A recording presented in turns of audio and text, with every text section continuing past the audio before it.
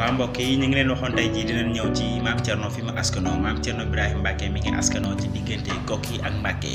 di sëtub Serigne Maram Mbacke ak Serigne Makhtar Ndoumbé Diop Serigne Maram Mbacke moo sant Mbacke Bawol ci atum 1780 junni ak juróom-ñaar téeméer ak juróom-ñett fukk Serigne Makhtar Ndoumbé Diop moo sant Koki ci atum 1745 wala 1746 ci liñ mën a jàpp junni ak juróom-ñaar fukk ak ñeent fukk ak juróom wala junni ak juróom-ñaar fukk ak ñeent fukk ak juróom benn maam Thierno ñii la bokkal ndey ak baay Serigne Dame Fati moom faatoo Mbacke ca feebaru bés ba soxna Modou Fati moom dundul lu yàgg soxna Fati Bintu Mbacke moom mooy waajuru Serigne Modou Xaban Mbacke soxna Aminata Mbacke Serigne Ndam Abdourahmane Lo moo ko yoroon waaw maam Thierno ay maamam ca Koki nag ñii la soxna Fati Issa Diop mi ndeyam Serigne Ndiaga Issa mooy baayam Serigne Ndiaga Issa ku ñuy wax Modou Fa Khoudia moo ko jur Modou Fa Khoudia moom mooy taaw Serigne Makhtar Ndoumbé Diop